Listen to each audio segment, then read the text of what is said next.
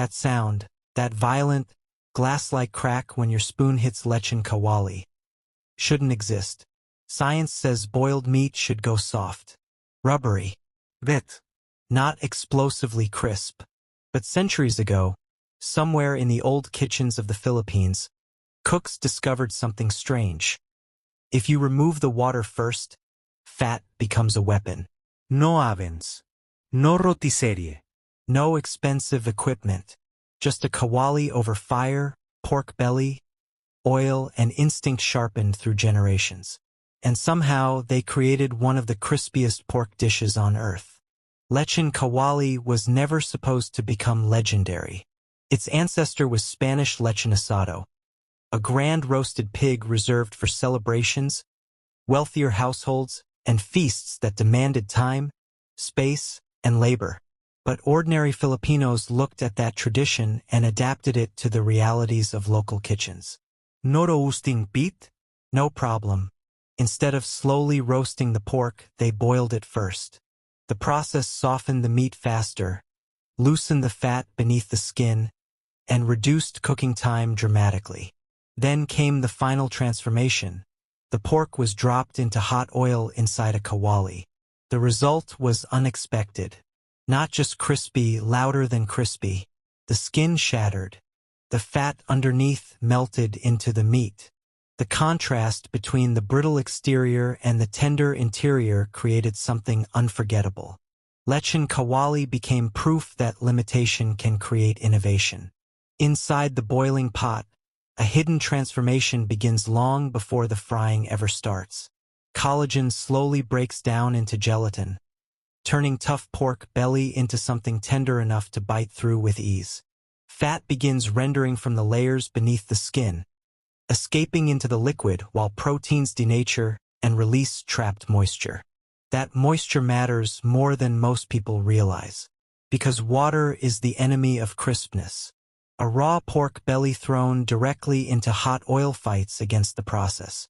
The water trapped inside instantly turns to steam, causing splattering, uneven cooking, and softened skin. But boiled pork has already surrendered much of that moisture before it ever touches the pan. Without knowing the chemistry, Filipino cooks engineered the perfect setup for crisping. Then comes the frying stage, the controlled destruction. At around 350 degrees Fahrenheit, the Maillard reaction erupts. Amino acids and sugars collide under heat, creating hundreds of new flavor compounds at once. Roasted notes, nutty aromas, deep savory complexity. The pork begins browning rapidly while the surface dries further.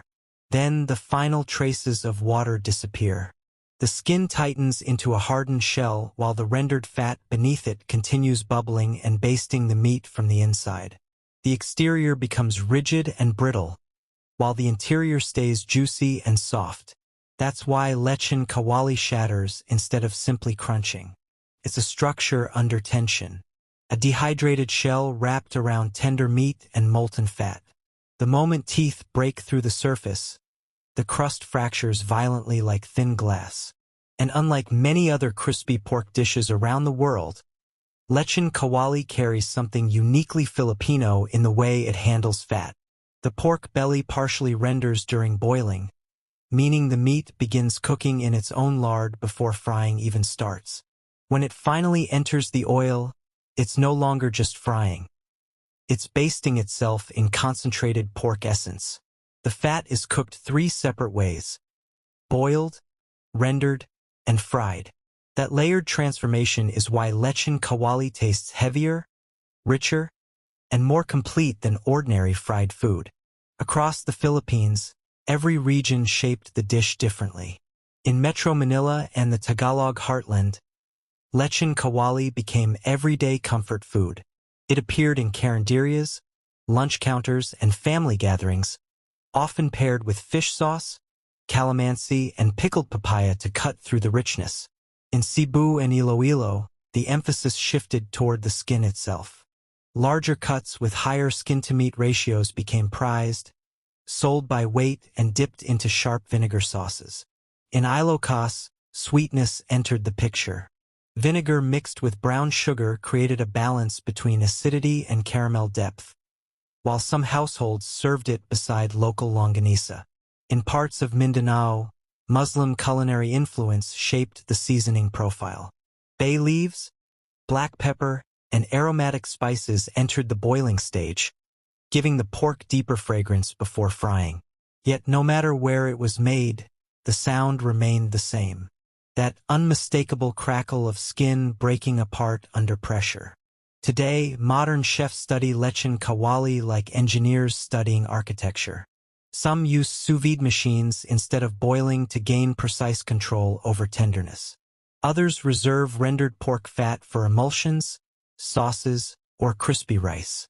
High-end restaurants plate the skin separately from the meat to exaggerate the contrast intentionally.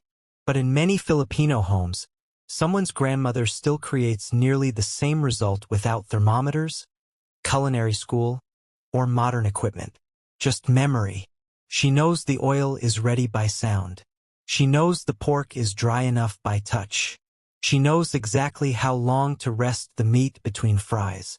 And somehow, it still comes out better than expensive restaurant versions.